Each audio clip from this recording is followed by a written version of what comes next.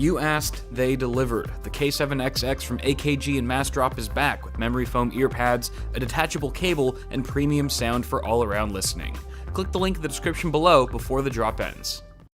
What's going on, guys? Welcome back to the channel. Hope you're all doing well. Today I am clearly not in my traditional studio setting because I'm actually out of state visiting family for the week, which means part of this video is brought to you by beautiful Chesapeake, Virginia. Now, of course, that's not what this video is about, but rather the journey that I took to get here. Because before I hopped on my 5-hour flight, I ended up picking up a set of these. These are the Bose Quiet Comfort 35 Series 2, the hot, long-awaited successor to the Series 1s, which were critically acclaimed for having amazing active noise cancellation, supreme comfort, and pretty decent sound actually for a wireless Bluetooth headset. It does have a built-in mic, so I guess that makes it a headset.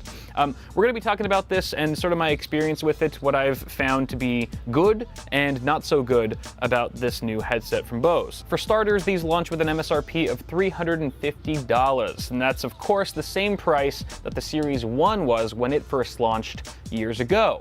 The overall design language on these cans is pretty nice. I mean, it's super simple, but somehow manages to not be boring. And they look really nice when you're wearing them and stuff. They're definitely stylish, but also understated, so they're not going to be overly aggressive and attract too much attention, which I actually like.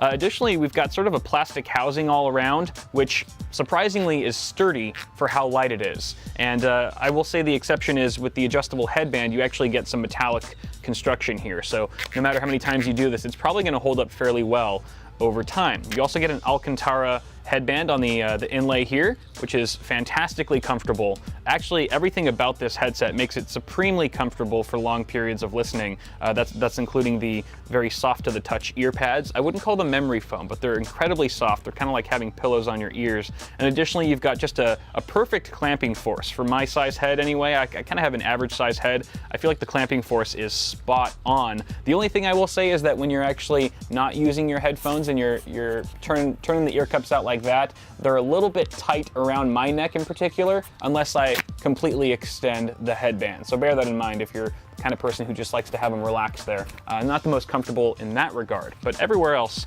absolutely great. I also appreciate how flexible these ear cups are. You can pivot them in nearly any direction, and that helps them just sort of go with the flow as you move your head left and right.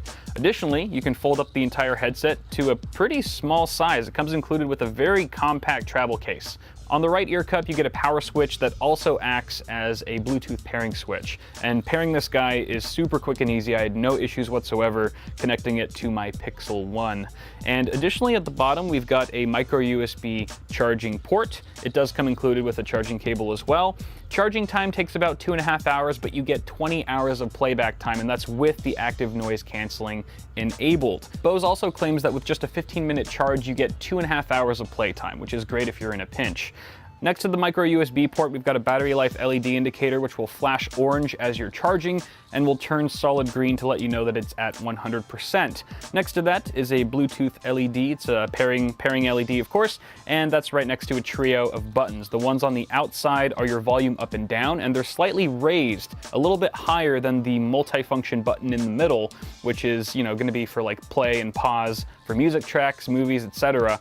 And the fact that it's a bit recessed makes it really easy to locate any of these buttons while you're wearing the headset, which of course means you wouldn't be able to see them. So good on Bose for making these really easy to locate by touch. On the left ear cup, we get a large action button which summons Google Assistant, which is pretty cool. So if you're a user of Google Assistant, then you can basically access it, tell it to do things for you without ever looking at your phone. That includes things like, telling me what time it is, what's the weather like right now, set a reminder for this, call mom, and the list goes on. Now, I'll be honest, I use Google Assistant all the time on my phone, but I can't personally see myself using it much while wearing a headset like this and listening to music or something like that. Some people might be different. So I think at the end of the day, this is going to be one of those features that you either really need and are going to use all the time, or something that you can honestly live without. Now, if you don't have a need for Google Assistant, you can actually reprogram the action button to adjust the level of active noise cancellation. I think you have to download the Bose Connect app in order to do that, but once you do, pressing the button once will adjust it from either off to low or high noise cancellation. At high noise cancellation, I can hear probably 10% of the engine noise on the airplane. It's actually really good, and it still retains its title, in my opinion, as being one of the best active noise cancellation headphones, over-ear headphones, I should say, on the market. Finally, on the bottom of the left ear cup, you get an auxiliary port, meaning yes, you can use these as wired headphones, which would basically save you a ton of battery life. I think you go from 20 to 40 hours of playback time, and they do include I think this is a mini jack to a 3.5mm cable for you to use. Now, when using this as a wired device, you have the option to keep the headphones on or power them off. If you power them off, you're actually entering passive mode, which means you're disabling Bose's own DSP, or digital signal processing, which basically equates to not the best sound. You actually have a slight reduction in just the amount of balance and crispness of the sound quality, and this is something that I've noticed personally and have also noted in other reviews. At the end of the day, you're going to get the best quality sound out of these cans by keeping them powered on. Now, as far as the actual sound quality goes, I think these things sound great. Honestly, for $350 Bluetooth headphones, I mean, bear in mind these are wireless, guys, so you're not going to be hitting anywhere near audiophile territory, but for the average user, these are going to sound fantastic. As is the case with a lot of Bose products, these are fairly bass heavy, but don't get me wrong, they still have some pretty crisp sounding mids and highs as well. I feel like those have been tweaked a little bit, overall giving you a pretty balanced sound signature that, again, to the average Joe, is going to sound great.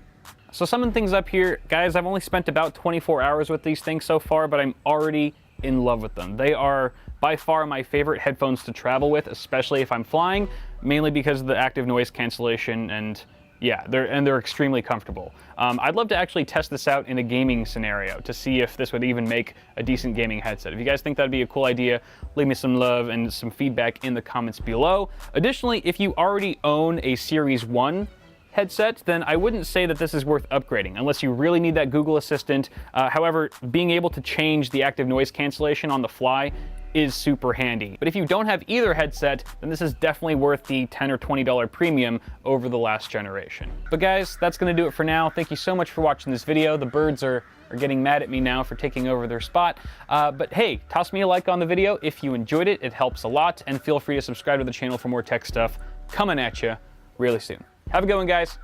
Bye.